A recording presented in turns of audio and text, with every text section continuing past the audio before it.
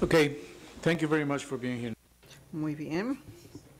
Este es un panel con la pregunta crítica.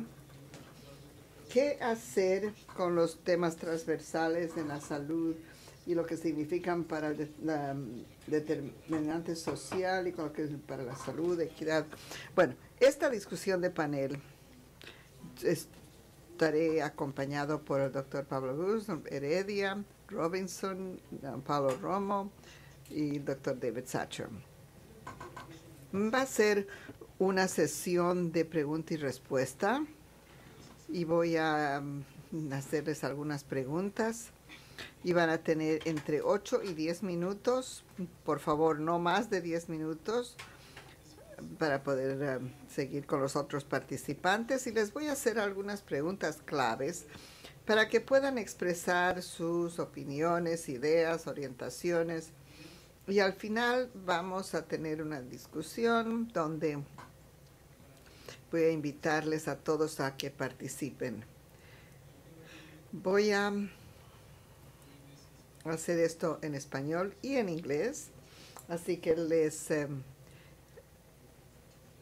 recomiendo que tengan sus aparatos de interpretación, sus audífonos listos para no perder nada de lo importante que se va a presentar aquí hoy. Voy a cambiar de idioma ahora.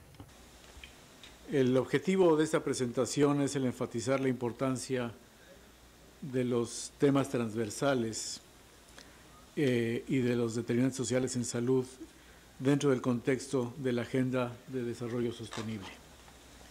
En particular, la discusión deberá resaltar los objetivos importantes que tiene esta región para el desarrollo de esta comisión y que sirva como guía en su plan de trabajo por los siguientes 2 años. Voy a empezar haciendo una pregunta al doctor Paulo Bus. Y aquí es importante resaltar, doctor Bus, con su experiencia que usted tuvo en la Comisión de Determinantes Sociales en Salud en Brasil, esta importancia en cuanto a justicia social y equidad que se invocan de cualquier forma en los vaivenes políticos y en el discurso, sobre todo a nivel de Naciones Unidas o a nivel de foros internacionales. Los objetivos de desarrollo sostenibles, los de desarrollo del milenio, era un llamado por la equidad. Ahora los objetivos de desarrollo sustentables es no dejar a nadie atrás, y siempre ponemos eslogans que nos invitan a pensar o que nos invitan a accionar. Pero ¿cómo podemos pasar del eslogan a la práctica, a lo operativo y a tener un impacto importante en lo que estamos haciendo? ¿Qué se tiene que hacer para perder esa ceguera hacia la equidad? ¿Y hasta dónde podemos ser políticamente correctos, pero también con un foco estratégico para comprometernos, para en realidad alcanzar lo que posiblemente esta comisión se va a poner como objetivos de una manera muy específica, explícita, pero sobre todo cuantificable, para poder en realidad cerrar esas brechas y cerrar esos gradientes de equidad? ¿Cómo la justicia, la equidad social y la justicia social, con esas grandes brechas que tiene, podemos reducirlas, y cómo esta comisión puede o podría aportar en ese sentido?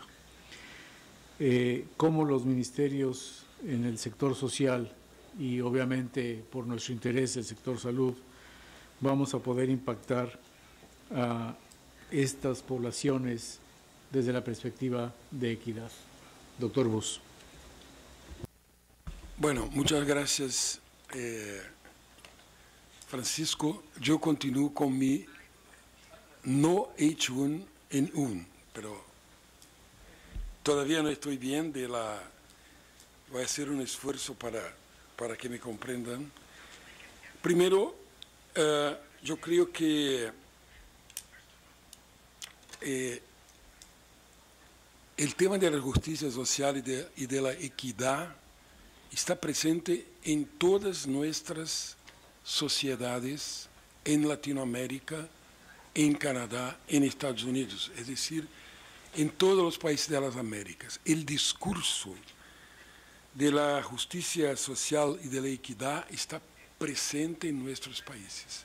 Está presente en la sociedad civil, está presente entre los gobernantes, está presente entre los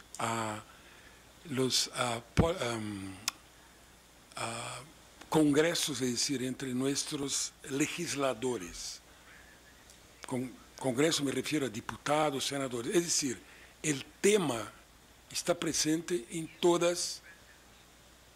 diversos segmentos de la sociedad y en los gobiernos. Con las ONGs no hay probablemente nadie que diga no a una sociedad más justa y más equitativa. El problema es cómo marchamos desde una conceptualización para una práctica de la justicia social y la equidad. Yo creo que vivimos un momento muy interesante, muy importante, que es la transposición de la Agenda 2030 y de los Objetivos de Desarrollo Sostenible a los países. Ya hicimos a nivel de las Naciones Unidas en Nueva York la firma del compromiso de los países, compromiso político de todos los países de las Américas, del mundo en general. Vamos a hablar ahora de las Américas. Todos los países de las Américas firmaron el compromiso con los Objetivos de Desarrollo Sostenible. Y los Objetivos de Desarrollo Sostenible incluyen de forma absolutamente nítida, clara, profunda, el tema de la equidad. El tema de la equidad tomó la agenda global de una forma muy clara, así como en las sociedades nacionales, nuestros países todos. Todos nuestros países formulan y algunos implementan, otros no, planes nacionales de desarrollo. Me parece muy importante esta situación. Globalmente, la firma de la agenda y del desarrollo sostenible. Y al interior de los países, todos, nosotros hicimos un estudio que demuestra que todos los países de las Américas tienen planos nacionales de desarrollo, incluyendo el tema de la salud. Entonces, yo creo que es un momento muy importante de verificar qué son estos planes. Nosotros estamos trabajando profundamente en conocer el Plan Nacional de Desarrollo de nuestro país y mirar cómo salud hace parte de esta decisión política que es propuesto por el gobierno y aprobado por el Congreso Nacional. Y es impresionante en el estudio preliminar que hicimos que la presencia de la salud en el Plan Nacional de Desarrollo de nuestro país es muy similar a la propuesta que se hace en la Agenda 2030 entre los Objetivos de Desarrollo Sostenible de las Naciones Unidas. Pero la diferencia es que cuando miramos el Objetivo de Desarrollo Sostenible, salud, se dice, a asegurar, que no es una palabra simple, no es proponer, intentar, es asegurar salud y bienestar para todos en todas las edades. Diplomáticamente, políticamente, es un objetivo de desarrollo muy fuerte. Cuando miramos, como hizo hoy por la mañana en su brillante presentación Michael, él mostró la posibilidad de conectar los objetivos de desarrollo sostenible, otros que no salud con salud. Esto lo estamos buscando también nosotros en Brasil. Cómo conectar los resultados de los demás 16 Objetivos de Desarrollo Sostenible con el objetivo 3, que es el objetivo de salud.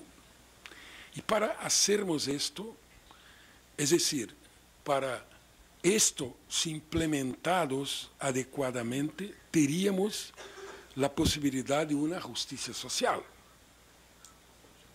Pero para que esto de facto ocurra, tenemos que hacer un fuerte movimiento de la sociedad civil, para que la sociedad civil pueda cobrar del Congreso y del Gobierno la realización de los planes de desarrollo y la Agenda 2030 y los Objetivos de Desarrollo Sostenible transferido a los países. La sociedad civil, por tanto, muy importante. Número 2, hay que se pensar que nuevas formas de gobierno, gobernanza y planificación se tienen que implementar para que tengamos un desarrollo sostenible, integral y equitativo. Esto es una tarea extremadamente importante y yo creo que esta comisión tiene un rol muy importante que, de un lado, sería la estrategia de la salud en todas las políticas. Esta decisión ha sido tomada por los ministros de salud, que son los Estados miembros de esta organización.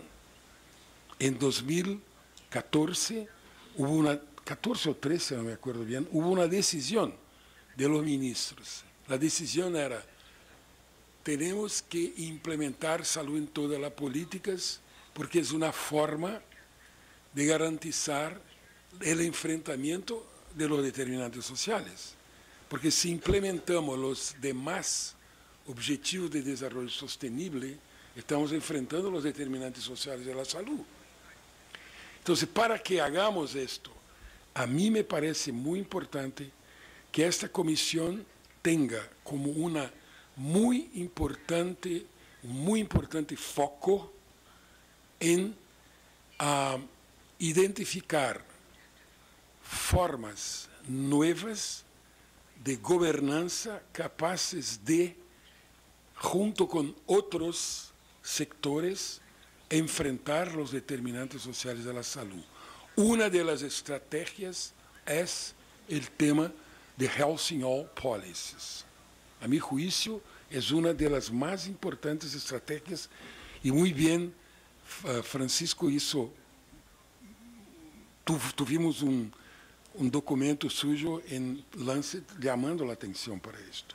Entonces, el mundo mira nuestra región con ojos, bueno, ahí está ocurriendo algo nuevo. Pero no tenemos que evitar el imperialismo de la salud, es decir, salud en todas las políticas es como si nosotros somos lo más importante de todo. No, tenemos que poner esta idea, porque salud es muy importante para la realización de los otros objetivos de desarrollo sostenible que no de la salud. Entonces hay una ida y venida, es decir, una influencia mutua de salud para la realización del desarrollo y que el desarrollo pueda influenciar y resultar en mejor salud en la región y en cada uno de nuestros países. Entonces, esta me parece que es una función nuestra, de esta comisión, buscar a gentes de otros sectores que pueden unirse a los planificadores, a la gente de gobiernos, formuladores de políticas de salud y buscar juntos encontrar algunas nuevas formas de gobernanza, planificación conjunta y, a mi juicio, bueno, y yo me propongo hacer en la comisión un foco para esta visión y para levar adelante esta perspectiva. Es decir, algo... Yo estaba hoy tomando mi café y siempre las buenas ideas es cuando estamos comiendo, ¿no? Entonces, alguna cosa como un proceso de esta comisión que trabajara con gobierno, gobernanza, políticas y planificación para el desarrollo sostenible, para el desarrollo sostenible integral y equitativo. Perspectivas intersectoriales para la salud. Esa sería una proposición concreta para que podamos decir, bueno, vamos a la justicia social y a la equidad en países extremadamente desiguales como nuestros países, con políticas públicas. Y sin ignorar el mercado, pero no acreditamos que el mercado per se sea capaz de implementar este tema de salud o solamente los movimientos sociales. Esto pasa por acciones gubernamentales comprometidas con el desarrollo equitativo e integral, incluyendo salud y haciendo construcciones de estas puentes. Por tanto, cuando me haces la pregunta, no son solo los ministerios sociales, son los ministerios económicos, número uno. Número dos, justicia social necesariamente pasa por justicia fiscal. Por justicia fiscal. Los más ricos tienen que pagar más. Y en nuestros países esto no es verdad. Quien paga los gobiernos, quien paga el desarrollo, son los trabajadores. Y hay que cambiar las herencias de grandes fortunas, el tema de la circulación de capitales, son parte de la justicia fiscal. Y esta comisión no puede cerrar los ojos para tan grandes evidencias también. Por ejemplo, en términos de la circulación internacional de capital, trillones de dólares circulan cada noche y la Tobin Tax hasta el momento es ignorado por la comunidad internacional. Bueno, son palabras iniciales. Muchas gracias por la atención y espero que esta comisión pueda marchar en dirección a este tema de gobernanza, gobierno, gobernanza y planificación. Muchas gracias. Gracias, Pablo. Qué bueno que estás un poco enfermo de la garganta, porque si no, no te podríamos parar. Como siempre. Doctora Anida Heredia, específicamente, ¿qué acciones considera usted que se pueden implementar en los países a través de los ministerios de salud a fin de poder lograr equidad en género dentro de las instituciones mismas y asegurar que los servicios de salud sean sensibles a la cuestión de género? Sí, gracias. Yo no podría, si no fuera con la base de lo avanzado por Pablo.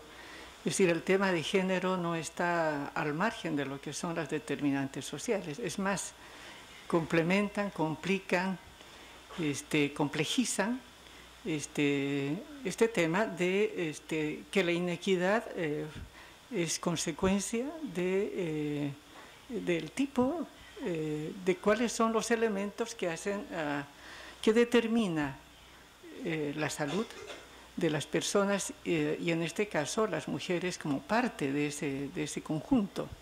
Por tanto, no está al margen de toda la discusión y de todo el planteamiento que hace Pablo.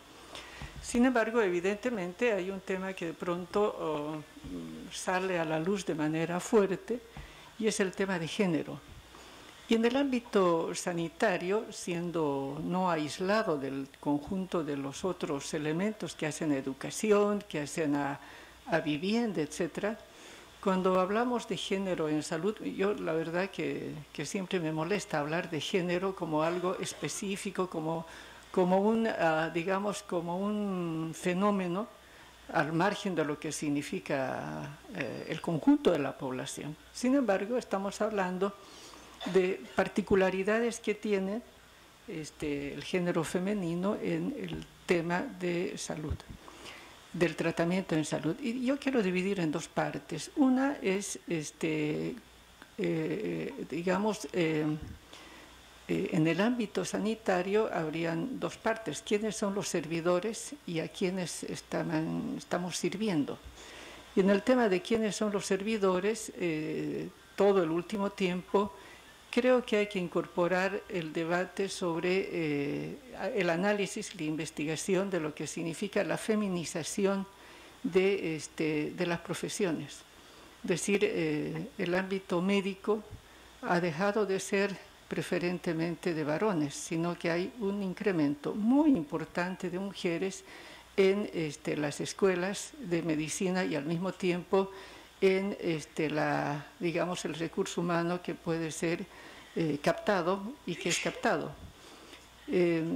Habitualmente, yo no sé si algún país tiene alguna disquisición al respecto, pero hablando de nuestros países en nuestra América, particularmente en Latinoamérica, donde hay tantas inequidades y desigualdades, no existe, y creo que hay que trabajar eso, no existe una línea de trabajo específica en la gestión del recurso humano. Lo mismo es mandar a un trabajo en el área rural a una mujer que a un varón. Y ocurre que las mujeres, siendo profesionales, también están expuestas a una serie de presiones, de agresiones, de violencia de la propia población. Es decir, una cosa es ser médico mujer en un área rural sola y otra cosa es ser un varón que de alguna manera puede defenderse. Entonces, este es un tema importante que debe ser incorporado en este tema de cómo logramos que haya una buena atención, un buen servicio de salud, sino también viendo que el elemento central, el sujeto central en el quehacer médico es el recurso humano. Y si ese recurso humano no tiene una gestión aceptable, no es verdad, no es ubicada en sus particularidades, tampoco el servicio va a ser lo suficientemente bueno.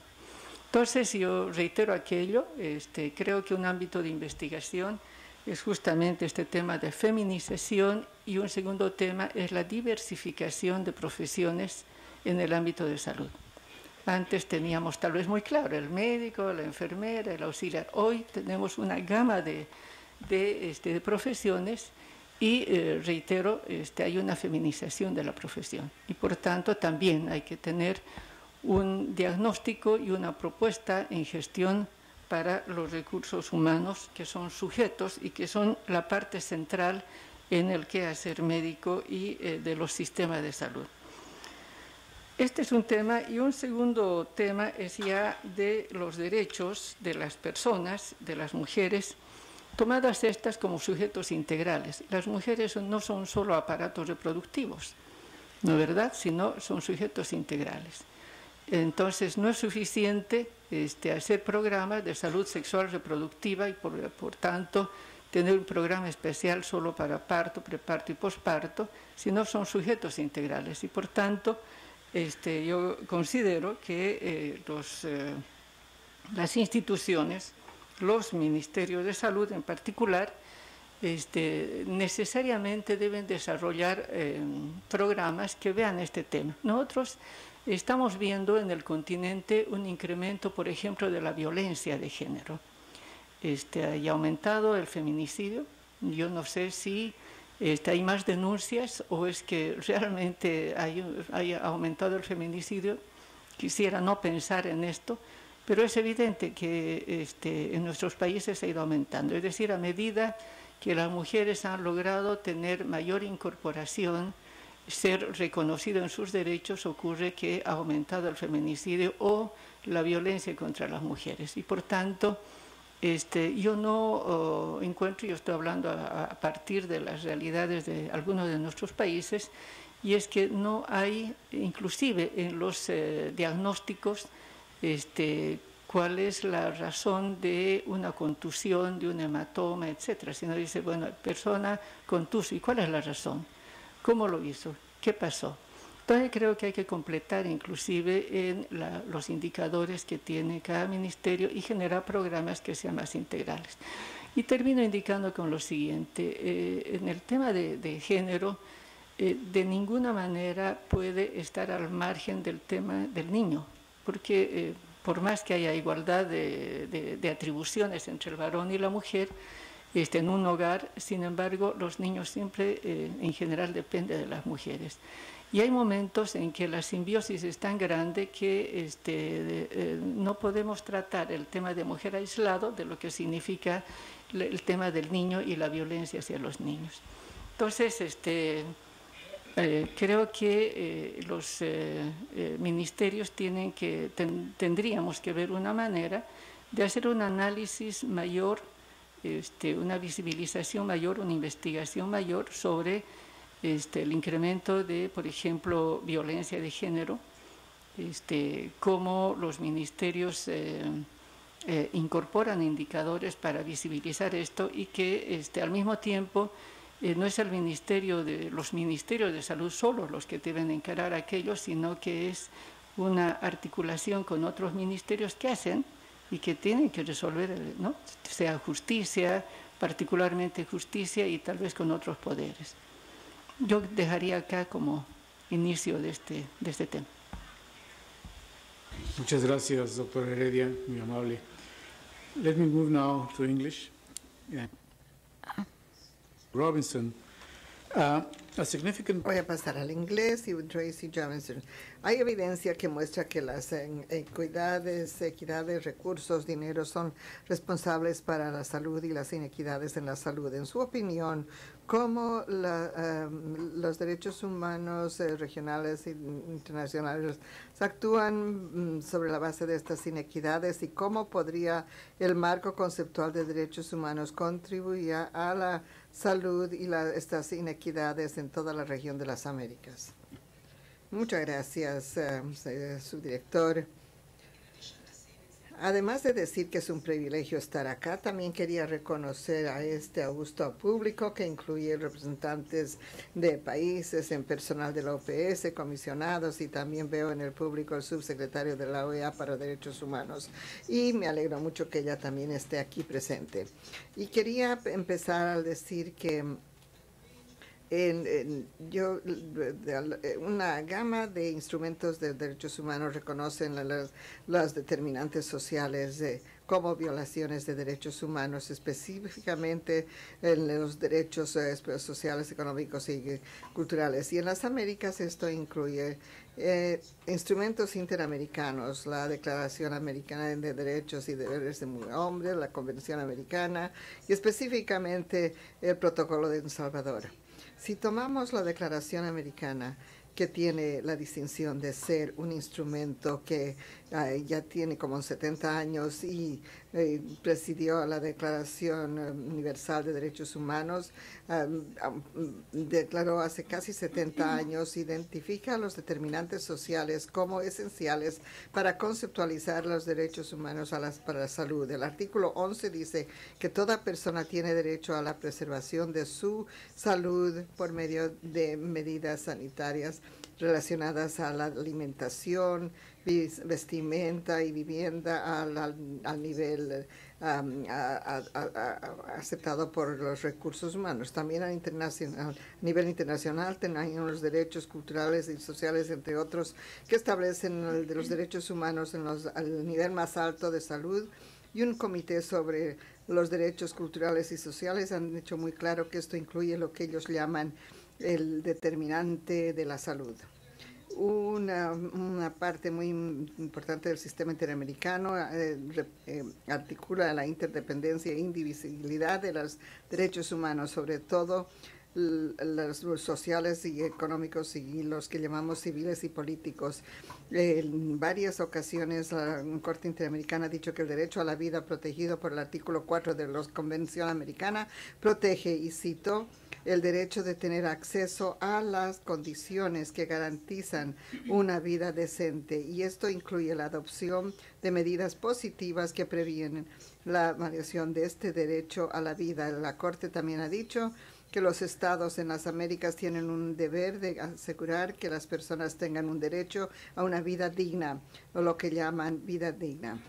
Y esta indivisibilidad de derechos humanos, y tanto como la relación entre derechos humanos y determinantes sociales de la salud, en un caso que es bastante conocida en la región, y ya que ACSO, con las comunidades indígenas, la Corte dice la salud estrechamente vinculada al derecho a alimentos y acceso al agua, tienen un impacto principal al derecho de una existencia decente y condiciones básicas para implementar otros derechos humanos como el derecho a la educación o a la identidad cultural. Empezamos con esto porque muchos de los determinantes sociales ya son obligaciones de derechos humanos, para recordarnos que aunque es muy crítico tener agendas contemporáneas y como la actual del desarrollo sostenible, de la Agenda 2030, y que estas están en línea con seguridad, la equidad en la salud y terminando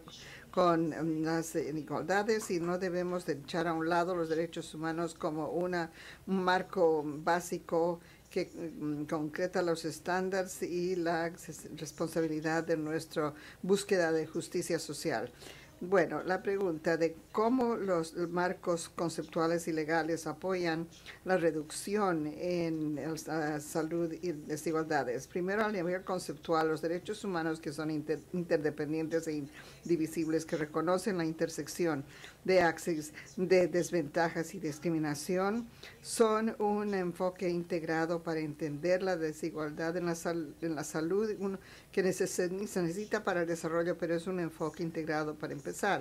Segundo, a pesar de ver las nociones abstractas y universales de justicia, en derechos humanos como sistema de ley establece las normas bajo las cuales uno mide el respeto para la realización y cumplimiento de los derechos humanos articulados, incluyendo conceptos como la realización conceptual, relación a derechos sociales y culturales. Y lo tercero sería en defensa del valor de los derechos humanos en este proyecto, es que el sistema de derechos humanos, aún imperfecto como lo es un marco de toma de responsabilidad. Este es un punto que yo escuché que Javier Vázquez hizo ayer de la OPS, y la falta de toma de responsabilidad es que la base de la desigualdad persistente, y esa es la inquietud de muchos de los que han indicado muchos de los comisionados, y lo han dicho varias veces hoy. ¿Cómo aseguramos que lo que se necesita hacer ya se ha hecho? Los marcos de derechos no pueden abordar todas las formas de injusticia social, y he visto marcos que fortalecen el análisis de determinantes sociales y la inequidad. Lo compuesto también es cierto, el análisis de la salud y equidad en los discursos de derechos humanos desarrollan nociones más robustas de desigualdad, y tratar con urgencia la forma como derechos humanos entiende las clases y derechos humanos, y cómo van a la médula de libertad, justicia, que son los ingredientes de derechos humanos. Y de igual manera, los derechos humanos no se pueden alejar de necesidad de reforma cultural de orden internacional o sus orígenes históricos, que en esta región son el colonialismo y la esclavitud. En esta década que está dedicada a la gente de descendencia africana, el reconocimiento de justicia y desarrollo también debe ser el momento de pensar sobre el progreso y verdad para la gente de afrodescendientes. Entonces, aunque acepto que hay limitaciones, hay forma de fortalecer el análisis de derechos humanos. Vamos a perder algo al lograr una agenda progresiva, haciendo posible una agenda positiva si no ignoramos la fuerza de un sistema de los que tienen los derechos con mecanismos para quejas, o aquellos que son ignorados o invisibles o desaventajados. Los derechos históricos, para usar el lenguaje de Patricia Williams, dice, los derechos han sido islas de empoderamiento. Esto fue muy interesante para mí como miembro de la Comisión de Derechos Humanos, al viajar por las Américas. Esta toma de responsabilidad también se basa en la participación por el empoderamiento de aquellos que son más afectados y que tienen la capacidad de hacer cumplir lo que se merecen legalmente. Estos demandan como precondiciones otros derechos humanos como libertad de expresión, de reunir y acceso a la información. Este sistema de toma de responsabilidad a nivel regional e internacional también ha pedido a que los países se declaran y han visto una práctica de su propio derecho a la salud que ha sido instructivo para nosotros. Puede que confíen en un abogado que sea el centro de todo, pero no estoy sugiriendo que la Corte es el centro ya sea de derechos humanos y no de la vida. Y los jueces sí van a enfrentar dificultades que resolverán para resolver asuntos de política relacionados a los determinantes sociales de la salud y los remedios efectivos abordando las partes estructurales de las inequidades, pero por otros marcos de derechos humanos y en varios casos lo han hecho con buen resultado, fortaleciendo la toma de responsabilidad de manera que ha sido importante para hombres, mujeres y niños en las Américas. Así que la rendición de cuentas importa en las Américas, ya sea si la policía está matando a jóvenes afroamericanos desarmados, o la decimación de los territorios indígenas en América Latina en los proyectos de desarrollo, o si es una inseguridad ciudadana endémica en el Caribe, o como en otras partes de esas Américas, una mujer transgénero, una mujer trans que dice que no voy a vivir más allá de la edad de 40 años por la discriminación, o si sea por las desigualdades en salud en este hemisferio. Los pueblos de las Américas están hartos de la inmunidad. La rendición de cuenta importa mucho en esta región, así que a fin de cuentas siento yo que muchos que están comprometidos al desarrollo y a la salud tienen conciencia de los derechos humanos y saben que alguna parte del discurso de derechos humanos polariza al pueblo en vez de reunir al pueblo para realizar cambios, y que ha tenido resultados a veces que nos dejan desilusionados. Yo creo que podemos tener una conversación acerca de esto, pero no percibo una mera ética que puede atender tanto a la equidad y la desigualdad de salud en las Américas sin primero responder a las primeras palabras de la Declaración Universal de Derechos Humanos como lo que subyace este proyecto. Y estas palabras son: ya que el reconocimiento de la dignidad inherente y los derechos iguales e inajenables de todos miembros de la familia humana es la fundación de la libertad, la justicia y la paz en nuestro mundo. Muchas gracias. Muchas gracias, comisionado Robinson. Ahora voy a hablar en español. Doctora María Paula Romo, ¿cuál cree usted que sean las principales barreras en que las mujeres jóvenes de la región tienen que enfrentar con respecto a sus derechos sexuales y reproductivos? ¿Cuáles son los impactos que estas barreras en salud, el bienestar y las oportunidades? ¿Qué acciones pueden los gobiernos y otros actores tomar o realizar a fin de eliminar estas barreras y mitigar los impactos que causan? Muchas gracias, señor director. Permítanme ir directamente al tema de esta pregunta, y para hacerlo quisiera ofrecer datos de un caso concreto, el que mejor conozco, el de mi país, que por cierto no se encuentra en el informe que se tratará, pero creo que varios de estos datos y que esta información puede ser relevante y aplicable a otros países de la región. En el Ecuador, esta es la evolución del presupuesto general del Estado en la última década. El presupuesto ha crecido en porcentajes impresionantes, casi se ha multiplicado por 5. En esa misma evolución tenemos la inversión que el Estado realiza en salud y ha crecido también de forma importante el porcentaje de personas incorporadas al sistema de protección social, en el sistema de seguridad social. 3 mujeres presiden el legislativo, por primera vez en el Ecuador el Congreso tiene no solo una mujer presidenta, sino 2 mujeres vicepresidentas. Y quisiera contrastar eso con nuestros datos de mortalidad materna.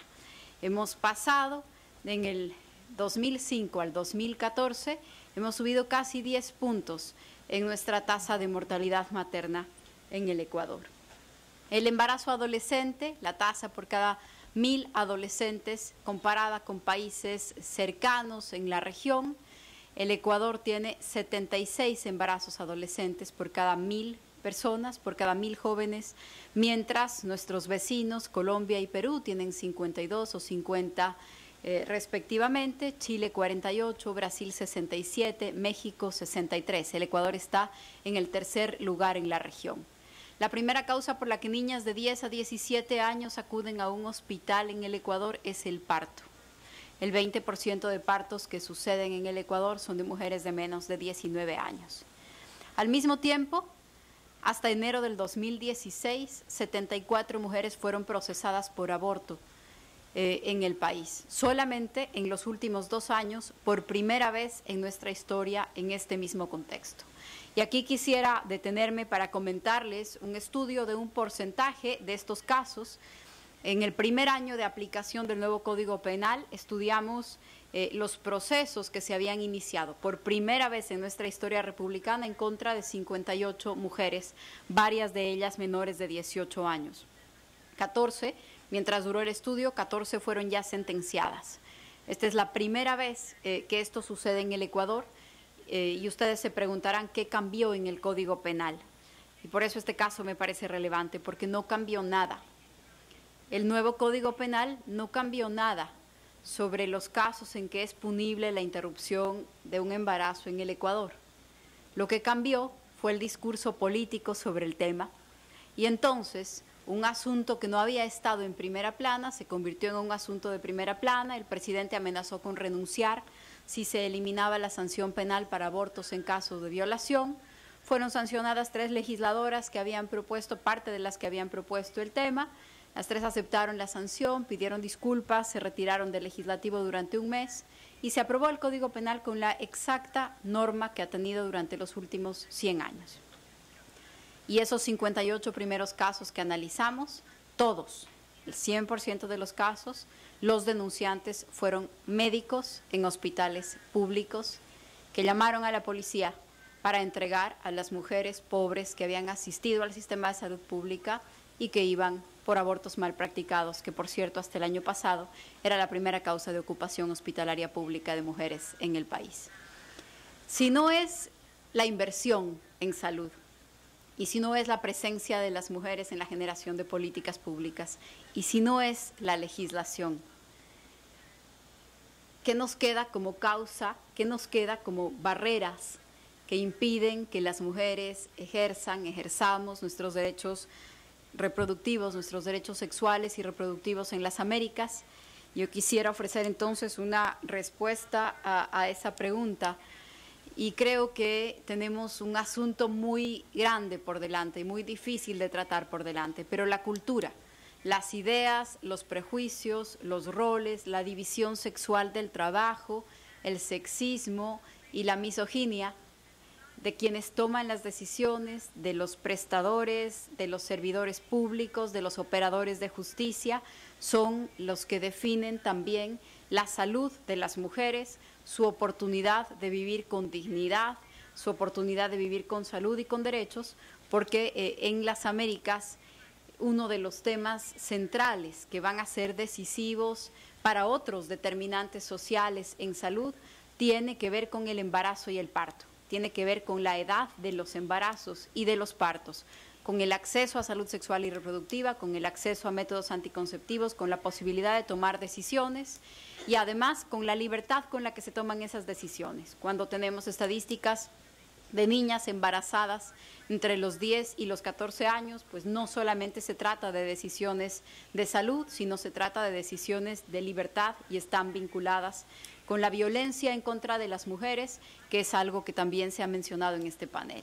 Quisiera poner sobre la mesa el tema porque efectivamente hay una realidad que viven las mujeres en América Latina, una realidad que viven las mujeres de todas las edades, que no se compara con la realidad de los hombres, que quiero decir, hay asuntos hay cosas que les pasan a las mujeres que no les están pasando a los hombres en América Latina y no tienen que ver ni con el dinero, ni con la decisión, ni con la presencia política de mujeres, todos datos que han mejorado en nuestros países en esta última década, y tienen que ver con las ideas que siguen sosteniendo las decisiones políticas y las decisiones cotidianas de los prestadores de salud en el sistema público y en el sistema privado. Creo que este es un tema que el informe que tenemos el desafío de trabajar en los próximos meses, en los próximos años, tiene que abordar con seriedad y con frontalidad, siendo un asunto todavía delicado, pero en el que ya existen estándares mínimos a los que nuestros estados están obligados a sujetarse. Y creo que este es un tema central que va a cruzar la elaboración del informe y los diferentes puntos de entrada, los diferentes abordajes de los determinantes sociales para la situación de la salud de los hombres y las mujeres en las Américas. Muchas gracias, señor director. Muchas gracias, doctora Romo, muy amable.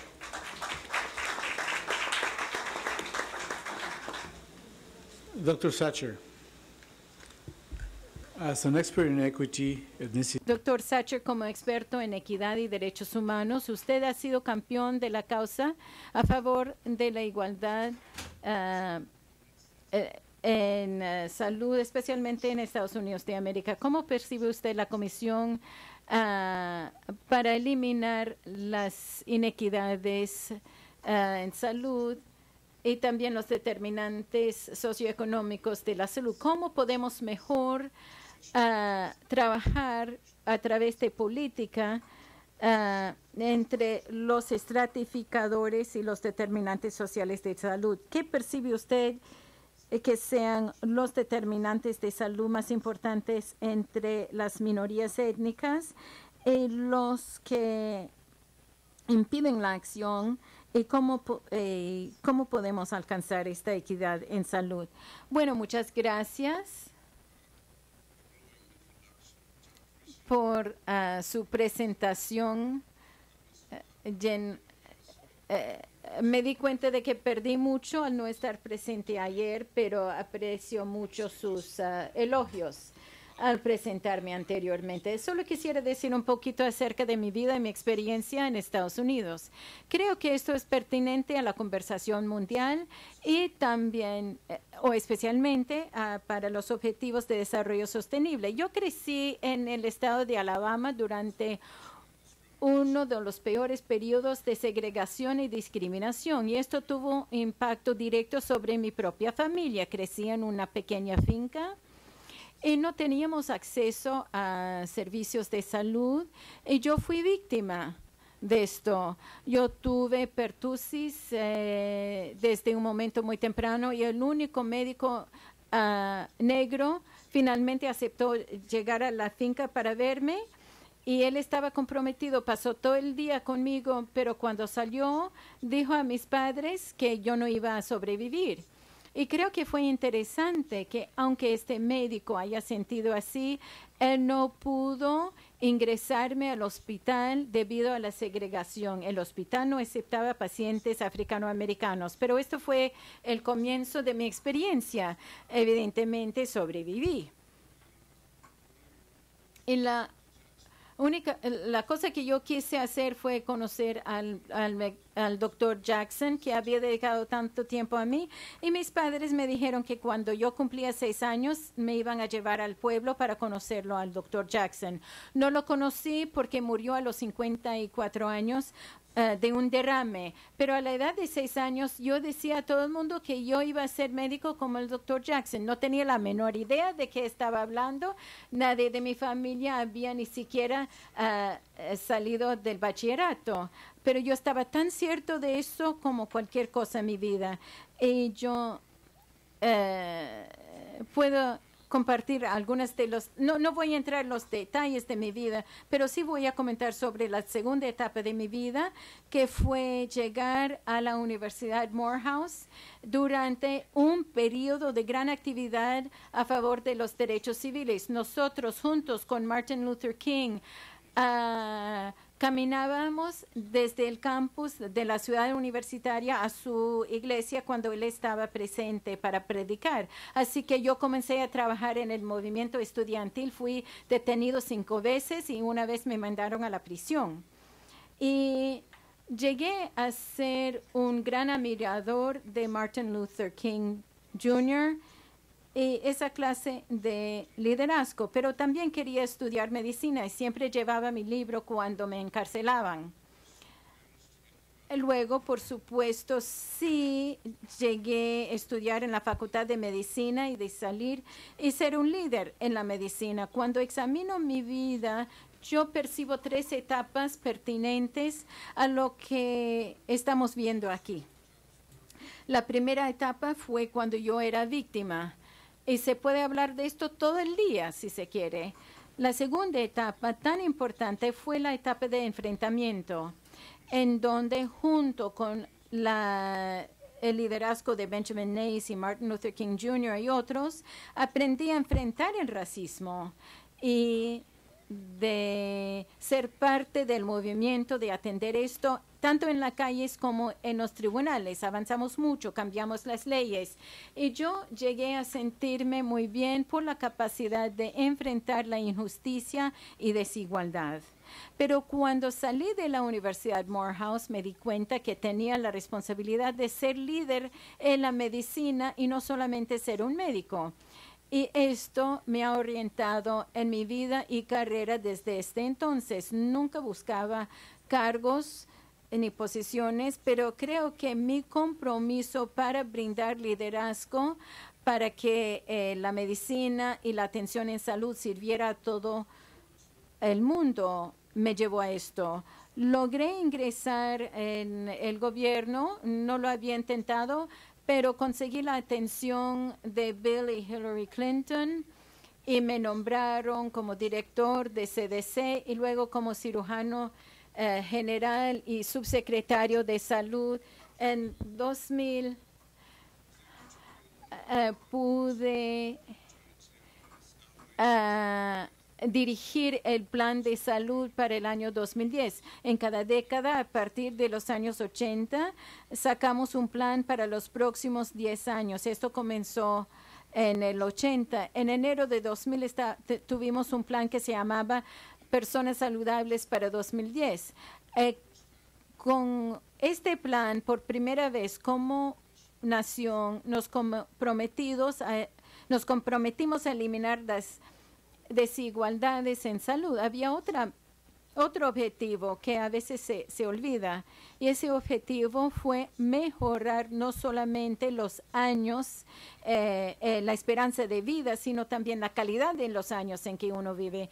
Yo digo esto aunque no estemos hablando mucho del envejecimiento, es un tema muy importante en este país, en el sentido en que hay muchas familias en donde debido a su responsabilidad para las personas mayores en sus familias, tienen que dejar sus profesiones y sus trabajos porque no pueden pagar a otros a cuidar a sus padres o abuelos.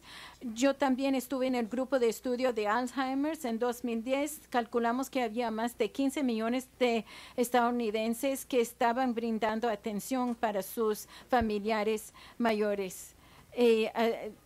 Hay muchos más ahora. Quiero señalar esto porque este es en un sistema que no apoya la atención, el cuidado de largo plazo y por ende esto es una carga para la familia y aumenta las desigualdades. Muchas veces el que brinda el cuidado se muere antes que la persona vieja y esto es un gran desafío en Estados Unidos hoy en día. Hay que tener esto en mente. Pero tratar de instrumentar las metas del plan Personas Saludables para 2010 ha sido muy impactante, no solo para mí, pero para otras personas. Es no solo una oportunidad, sino también un desafío. Hemos avanzado. Si ustedes vieron el último informe de CDC, esto se publicó en el New York Times. Sí, ha habido una reducción importante en mortalidad para los africanoamericanos en este país desde 1995. Así que la tasa de mortalidad se ha disminuido, la esperanza de vida se ha aumentado por 3,6, aún para los varones, los que estábamos al fondo de las estadísticas en salud. Durante ese tiempo, la esperanza de vida para los blancos se ha disminuido un poco debido a la drogadicción y suicidio. Son problemas que comenzaron entre los africanoamericanos. Cuando la cocaína llegó a este país en los años 80, se distribuían en las comunidades negras, donde había negros desesperados que llegaron a ser los agentes de la cocaína. Este fue el comienzo del encarcelamiento en escala masiva en este país, como 500,000 personas encarceladas en este país, hasta más de 2 millones de personas encarceladas. Tenemos la tasa de encarcelamiento más grande que cualquier país en el mundo y las víctimas principales son los varones africanoamericanos. Entonces, después de salir del gobierno y recibir una solicitud por parte del director general Lee de trabajar en la Comisión de Determinantes Sociales de Salud, presidido por Michael Marmot. Ustedes saben que Michael es brillante y ustedes saben también que es un gran líder, pero lo que me impresiona más que nada es su pasión y compromiso, y creo que esto fue la base del trabajo que hicimos como una comisión. Pero esto le cambia la perspectiva cuando uno llega al punto en que comienza a percibir la salud en el sentido más amplio y uno percibe que los factores más importantes de los resultados en salud son los determinantes sociales. Esto abre muchas puertas y si podemos pasar por estas puertas podemos avanzar mucho en cuanto a reducir las desigualdades en salud, las inequidades en salud, pero no es fácil. Ayer estaba en el estado de Idaho, de Estados Unidos, hablando de las inequidades en salud y cómo logramos avanzar en esto. Nosotros hablamos del hecho de que el presidente Obama había dirigido el desarrollo de la ley sobre seguro médico en Estados Unidos. Debido a esta legislación hemos podido reducir de manera muy importante el número de personas sin seguro de salud. Y esto se ha logrado hacer, pero debido a la política en este país ha habido mucha división sobre esta legislación. Ha sido polarizante. No hubo ningún parlamentario republicano que haya votado a favor de esto. Tenía mucho que ver con su percepción del presidente Obama y creo yo que también tiene que ver con cuestiones de raza en este país. No fue solo el voto que fue problema, también la instrumentación de la ley de atención en salud. Estados como mi estado de Georgia rehúsan ampliar Medicaid, aunque lo podrían hacer. Por cada 3 a 5 dólares que gastan en el estado recibirían $95 del gobierno federal. Pero el aspecto político afecta mucho esto. Yo quizás tengo mi propio sesgo político, pero esto constituye una gran oportunidad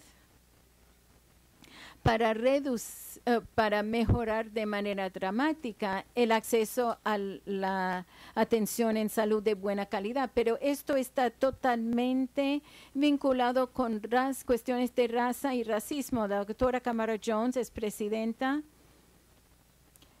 de la Asociación de Salud Pública de Estados Unidos. Creo yo que es la asociación de salud pública más grande del mundo. Camara, que había sido becario en el Instituto Sacher de liderazgo antes de llegar a ser presidente de esta asociación, ha sido un gran proponente de examinar el racismo. Y a mí me gusta su enfoque. No echa la culpa a los individuos. Ella define el racismo como un sistema. Y creo yo que el sexismo es de la misma categoría. Es un sistema por lo cual percibimos a las personas, que da una ventaja injusta a ciertas personas y una desventaja injusta a otros, simplemente a base de su apariencia. Y a través de los esfuerzos de la doctora Camara, se consigue que los ciudadanos de este país perciben que el racismo afecta a todos nosotros. Es así como piensan los afroamericanos, como piensan de sí mismos y como piensan en otros. Así que esto es para decir, como ella lo dice también, todos debíamos preguntarnos a nosotros mismos cómo funciona el racismo acá.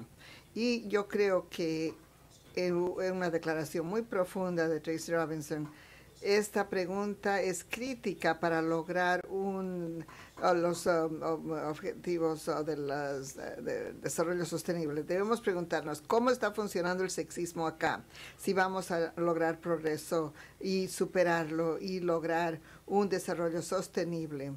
Y como dije ayer, es algo que tenemos que seguir pensando. Yo quisiera ver que lleguemos al punto donde la salud y la atención a la salud son vistas como una zona política que no se toque, es decir, que se enfoque la salud y los determinantes sociales, no importa a qué partido pertenezcan, fijemos objetivos y trabajemos juntos para lograrlo. En nuestro país ahora la barrera más grande es la política para llegar a la igualdad de salud, en la salud.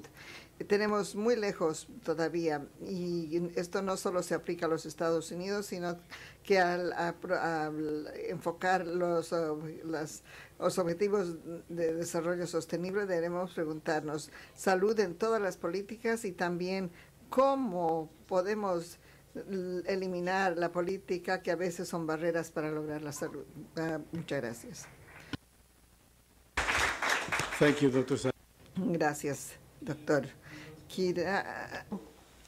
Que me hayas permitido coordinar este panel con estos expertos y con las cosas que han dicho el día de hoy. De verdad, muchas gracias. Para mí es un honor el poder tener el privilegio de coordinar este panel con la sapiencia que tengo a mi alrededor. Ojalá algo de ósmosis funcione y me caiga un poquito más. Voy a resaltar algunas de las ideas importantes. Una de las cosas que resalto de Pablo es precisamente esta parte de evitar el imperialismo de la salud. Y creo que esa es una parte crítica, y si no sabemos cómo conducirnos de que todo tiene que ser alrededor de la salud, vamos a perder un espacio muy importante y vamos a alinear a los demás y ver a la salud como algo que nos queremos meter a fuerzas, cuando la salud puede ser provechoso para el alcanzar otros objetivos, y también cómo podemos compartir con ellos las ventajas y cómo podemos compartir el trabajo que tenemos que hacer. Esta parte de la justicia social pasa por la justicia fiscal, creo que es importante y es una de las ideas que nos deja Pablo. La doctora Heredia nos habla precisamente de cómo el diagnóstico y la propuesta para los recursos humanos como una parte importante de las políticas en salud, pero también de cómo podemos darle este giro para que esta parte de la feminización de la medicina tenga un impacto positivo en el quehacer del día a día y poder avanzar de una manera importante. Esta parte de que ver a la mujer como un sujeto integral a lo largo de su vida y no nada más como un sujeto reproductivo en la edad reproductiva, creo es también esta parte del mensaje importante que nos deja de cómo podemos ver estas dos partes, desde la prestación, con la feminización que tiene el ámbito médico, pero también esta parte de ver a la mujer en su integralidad y no nada más en la parte reproductiva, que muchas veces nos centramos ahí. La parte de recursos humanos con Tracy Robinson, que fue muy elocuente en su postura, creo que aquí es importantísimo el derecho de tener acceso a las condiciones que presentan una vida digna. Y esta parte de vida digna creo que es lo que se resalta, porque hasta lo dijo en español perfectamente.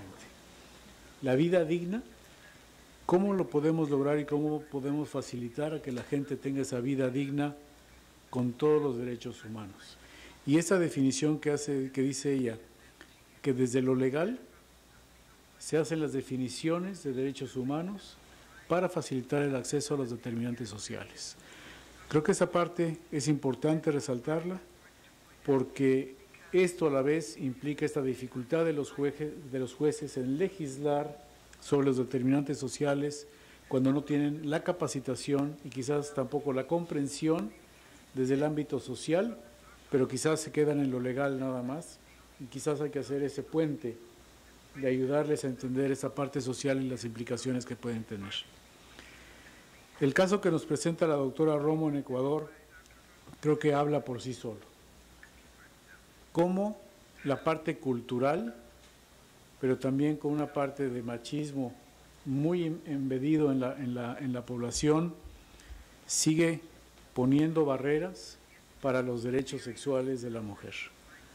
Cómo se tiene que luchar en el día a día, y no lo vemos nada más en el Ecuador, sino en muchos países de la región, cómo los marcos legales inhiben el acceso a servicios sexuales que son derechos humanos y derechos reproductivos para poder tener un aborto seguro, cómo poder tener una sexualidad sana sin temor a ser castigados por un embarazo no deseado o por un embarazo forzado por una violación. Esto llevar quizás el tema a una discusión bioética, porque va más allá de la parte legal. Esto toca lo bioético y toca la parte de la personalidad propia y de los derechos que también nos habló la doctora Robinson en cómo se definen desde lo legal, pero también lo legal puede constituir una barrera para acceder a esos derechos. La historia personal que nos cuenta el doctor Sacher habla por sí misma de cómo esas barreras existen dentro de la vida diaria en los Estados Unidos, en nuestros países en América Latina, pero también cómo la resiliencia de una persona logra vencer esas barreras y llegar a lo que el doctor Sacher ha llegado. El tener una guía en la figura del doctor Jackson creo que le marcó un camino hacia dónde ir y logró encontrarlo, caminarlo y llegar a donde está el día de hoy. La forma en cómo se describe el racismo como un sistema, en cómo se ve a las personas de acuerdo a su apariencia, nos afecta a todos, es una realidad. El racismo no se da solamente por el color de la piel, se da por la apariencia de muchas personas, se da por el lugar en donde se nació, por el grupo étnico donde se nació, y ese racismo y esa discriminación no es imperativo nada más del sur de los Estados Unidos en el movimiento de los derechos civiles, sino que se da todos los días en nuestra América Latina y en el Caribe. Es uno de los grandes retos que tenemos en esta región y quizás es uno de los principales causantes de las inequidades que estamos viviendo. Con este resumen, abro ahora el piso para una discusión que espero sea muy enriquecedora.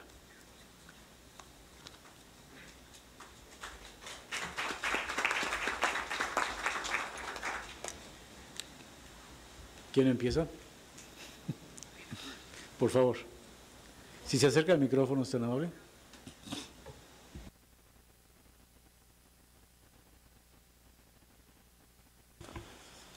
¿Ahora? Sí.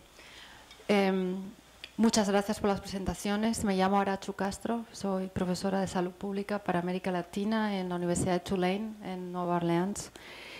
Y me ha gustado mucho todo lo que se ha dicho, y efectivamente la desigualdad social, el racismo y otras formas de discriminación son el gran reto para conseguir equidad en salud en América Latina y el Caribe.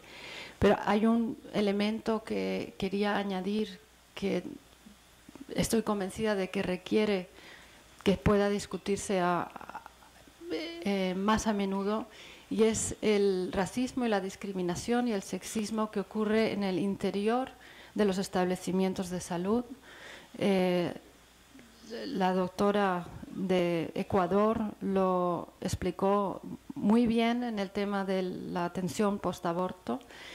Esa discriminación no es aleatoria, está perfectamente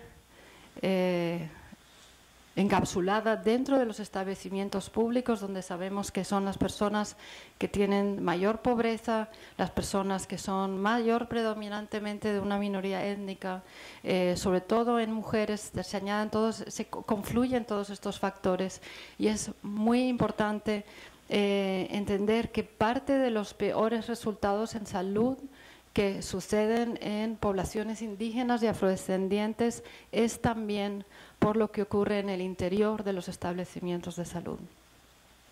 Muchas gracias. ¿Alguien más? Por favor.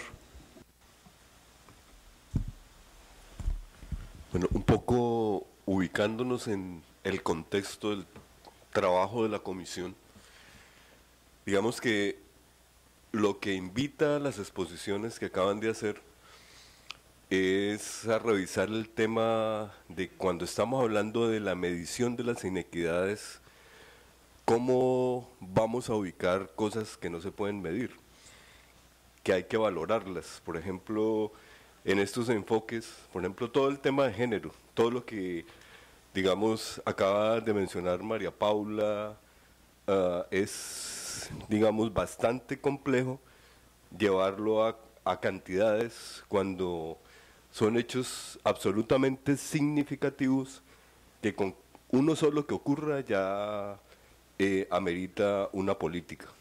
Entonces, esa es una primera reflexión.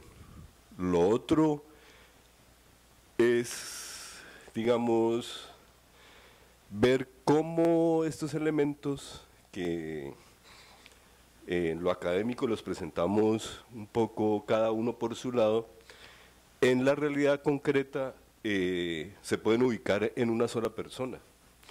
Una mujer indígena o afro, pobre, para el caso de Colombia desplazada o víctima de la violencia sociopolítica, ¿cierto? Y digamos que tiene en ese ser humano, ¿cierto?, todas las cosas que, digamos, se expresan en términos de las desigualdades, de las inequidades, y son producto de los determinantes sociales de la salud. Entonces, ¿cómo vamos a trabajar, ¿cierto?, en la agregación de esos datos para poder ver de una manera más integral esa realidad de la vida cotidiana? Entonces, ese es otro elemento. El otro elemento en el términos de los derechos es que necesitamos trabajar un poco más en el tema de los derechos colectivos, no solamente los derechos individuales. Cuando estamos hablando de los pueblos indígenas, de los pueblos afro, de las mujeres o incluso de los trabajadores, hay que hablar de los derechos colectivos, no solamente de los derechos individuales, y ver también la perspectiva de derechos humanos desde los derechos colectivos. Entonces, otro tema, digamos, interesante para poder abordar. Por ahora, gracias. Gracias, muy amable. Please.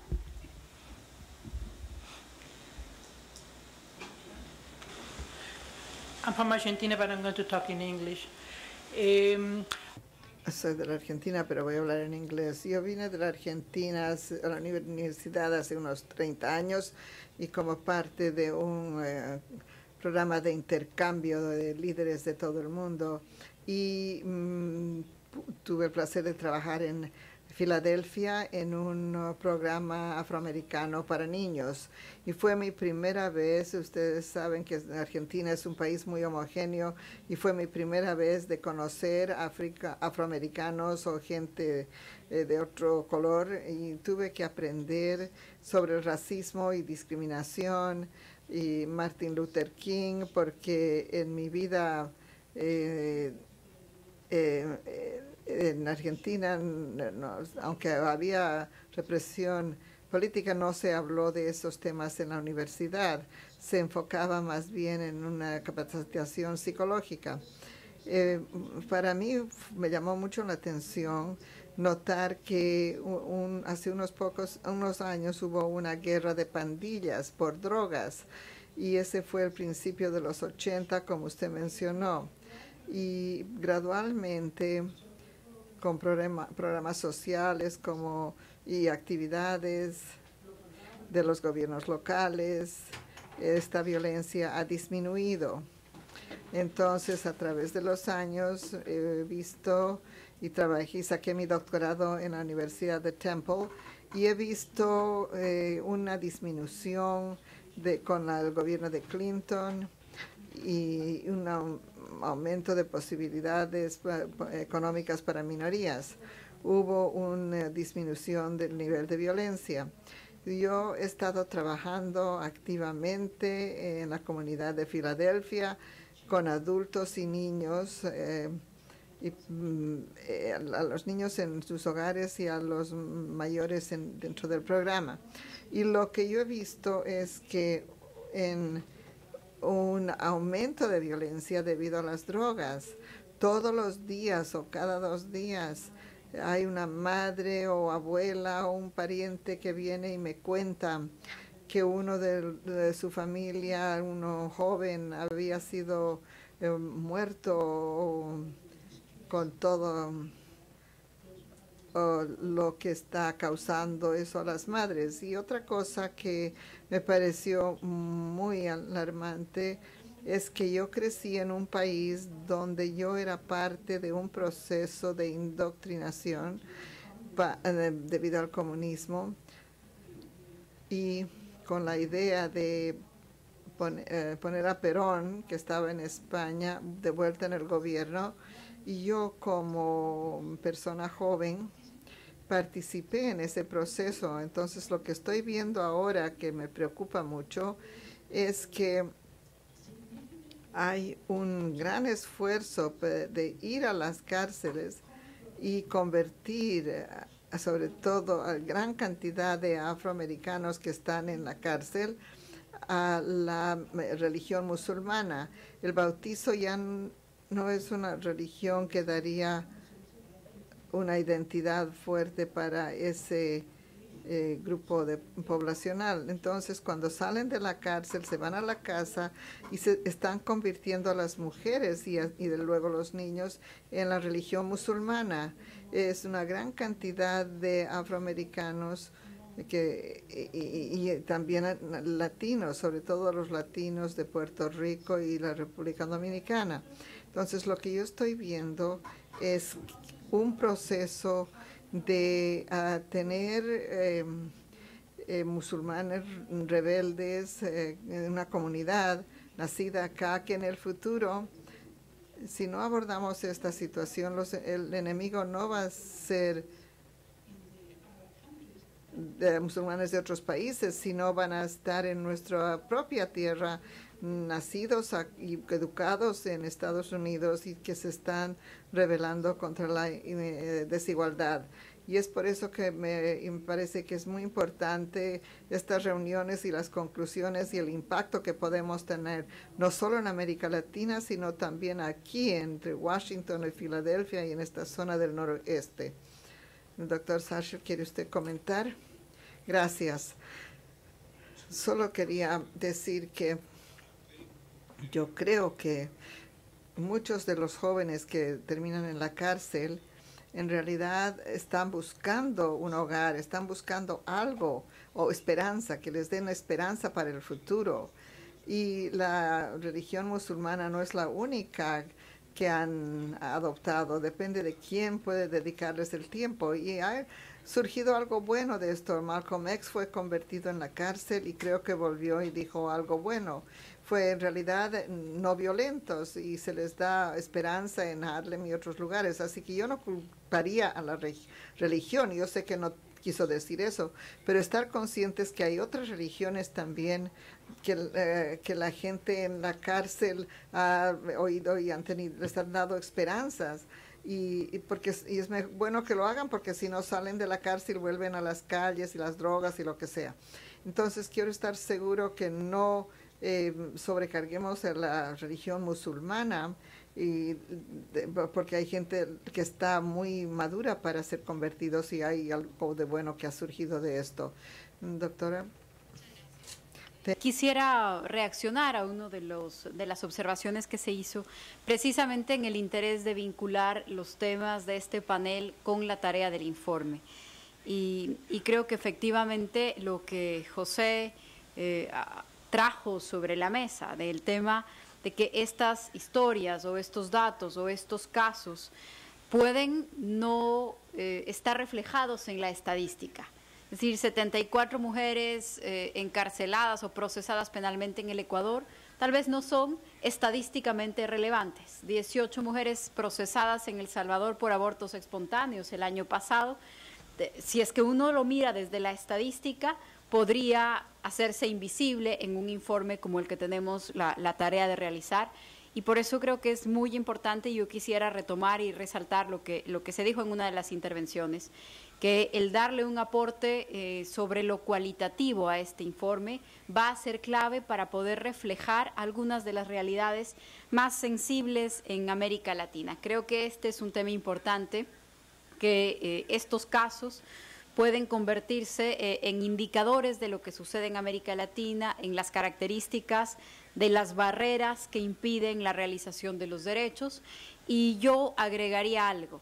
Así como hay estos casos que nos prenden las alarmas sobre lo que está sucediendo en América Latina, también hay algunos estándares mínimos y asuntos resueltos por nuestros tribunales en derechos humanos. Es decir, se me ocurre que así como tenemos estos casos, podemos hablar del caso Beatriz, resuelto por la Comisión con una medida cautelar, y entonces decir, muy bien, en América Latina ya tuvimos una mujer buscando autorización para interrumpir su embarazo por un embarazo de alto riesgo, una mujer que sufría de lupus, que fue casi privada de libertad en un hospital en América Latina para impedir que tenga una interrupción de un embarazo. Y ya los organismos regionales de derechos humanos se pronunciaron y han creado estándares mínimos de comportamiento obligatorio para otros estados. Creo, ya en la mirada del informe, que el poder recoger estos casos particulares, tanto de los síntomas como de las posibles soluciones a las que ya hemos llegado desde el enfoque de derechos humanos en la región, en el continente, va a ser importante, y me parece que varios de estos temas que atraviesan, que son transversales, podrán reflejarse y deberían reflejarse en el informe desde ese enfoque. Quería simplemente resaltarlo. Gracias, señor director. Gracias, doctora Romo. Tenemos 5 minutos. Si alguien quisiera hacer una pregunta o un comentario, solamente, por favor, doctora Iria. Sí, yo creo que no tenemos que perder de vista que el reto de esta comisión es ver el tema de las inequidades y, por tanto, cuál es el origen real de las inequidades y las desigualdades, ¿no es cierto? Y evidentemente cuando se trabajó las determinantes sociales de la salud nos da una base muy grande. Yo traigo a colación aquello porque no es necesario tener cuidado en no perder el rumbo ni ofuscarnos con algunos elementos. El tema de darle, qué sé yo, ver el tema de la religión como un elemento, qué sé yo, determinante, me parece grave, ¿no? Porque a partir de aquello podemos decir, entonces, aquellos estados, aquellos gobiernos, aquellos gobernantes que son supercatólicos o no sé qué y que no admiten el aborto, entonces esta es la razón. No es así, o sea, hay otros elementos que hacen, y por tanto yo respeto el criterio de la persona que ha intervenido antes, pero quiero alertar en que no perdamos el rumbo. Yo creo que hay un tema que hay que abordarlo de todos modos. ¿Qué pasa que hoy está ocurriendo a nivel de la juventud, etcétera? Y no ocurre solamente en Estados Unidos, sino en todos los países, donde hay una enorme migración de la población, sobre todo de jóvenes, porque está buscando tener un objetivo, un horizonte. La sociedad no les está dando horizontes reales, entonces necesitan encontrar. Y para este tema, digamos, ¿cómo interviene? ¿Cuál es el elemento muy importante que hace que la gente termine desorientada? Y yo creo que son los medios de comunicación. ¿Qué papel juegan los medios para lograr que la gente, no solamente jóvenes, todos, quisieran tener un futuro, una forma de vida vendida a través de los medios, a través del mercado, ¿no es cierto? Quien logra comprar, quien logra tener una tarjeta para tener crédito, no importa que después que le pase, entonces parece que ha ascendido y por tanto desprecia lo de abajo. Entonces, un tema que hay que incorporar en esta discusión es el papel de los medios de comunicación y en qué medida, ¿no es cierto?, nos genera una enorme desorientación en todo. Entonces, cuando hay por ejemplo, cuando hay una penalización hacia el aborto, ¿no es cierto?, hay una cantidad de medios que aparecen desgarrándose las vestiduras porque hay un aborto, ¿no es cierto?, un informe, pero no se desgarran las vestiduras cuando se ven los datos y se ven la cantidad de abortos ilegales que hay porque el sistema legal no les permite y por tanto el riesgo que ocurre. Pero estos elementos no da. Entonces yo termino aquello, ¿no? No perdernos de vista que el tema es estructural, uno, y dos, cuáles son los otros elementos que impactan para que el tema de las inequidades se profundice. Y para mí, creo yo que el tema de los medios vamos a tener que incorporar en esta discusión. Muchas gracias, doctora Heredia. Creo que aquí sí. Thank you. Son a la vez, están interrelacionados uno con el otro. Yo los veo como si fueran las diferentes cuerdas que forman una cuerda todavía más fuerte en ella misma. Yo no los veo paralelos. Si los vemos como temas transversales paralelos, pierden todo el potencial, toda la fuerza que juntos pueden tener esos temas transversales. Y eso es algo que debemos de mantener y que ojalá la Comisión también logre mantener esa visión de que si solamente vemos los temas por sí solos, no van a tener la fuerza que si los vemos todos en un conjunto, porque bien lo decía Milton, todo está interrelacionado, todo afecta de la misma manera, uno condiciona el otro y el otro se condiciona y le da más fuerza y lo hace más, lo potencializa a que tenga un efecto negativo todavía mayor. Entonces, no los veamos como hilos independientes, sino como un conjunto que nos da una cuerda fuerte de mucha resistencia que podemos trabajar de manera conjunta. Retomo también para terminar que la población de las Américas ya está cansada de la injusticia y la impunidad. Y retomo, doctora Heredia, lo que usted dice, los jóvenes están buscando hacia dónde ir. Y ese cansancio puede ser y poner a muchas poblaciones en un filo de la navaja muy delicado que se puede ir si los gobiernos no reaccionan y rompen esa injusticia y esa impunidad, los jóvenes la van a buscar por sí mismos. Entonces, ahí estamos en un punto muy delicado que ojalá los gobiernos puedan atender. Nuevamente, agradezco la participación de todos ustedes y agradezco la oportunidad y el privilegio de haber podido coordinar este panel que fue en realidad excepcional. Muchísimas gracias y es la hora del almuerzo. Nos vemos a la 1 de la tarde, por favor.